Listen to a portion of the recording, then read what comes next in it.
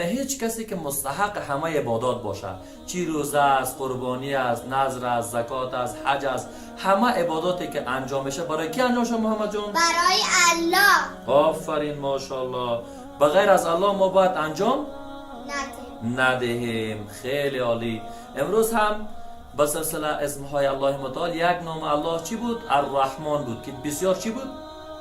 بخشاینده و مهربان. بخشاینده و مهربان. یعنی از الله کرده هیچ کسی مهربانتر نیست. الله بسیار بخشاینده است. امروز هم یکی از اسمهای الله متعال را میخونیم به نام القریب. قریب یعنی بسیار نزدیک. یعنی از الله سبحانه و تعالی کرده هیچ کسی برای ما نزدیک نیست. هر عملی را انجام بدیم الله چی میکنه؟ ما را میبینه. هر کاری را انجام بدیم، عملی را انجام بدیم، چی خوب باشه چی بد باشه، الله متعال از او میفهمه، میدانه و میبینه. پس کوشش کنیم که از عملهای بد دوری کنیم و از الله متعال اطاعت بکنیم. آن چیزی را که الله حلال گفته حلال و آن چیزی را حرام گفته حرام. درست است؟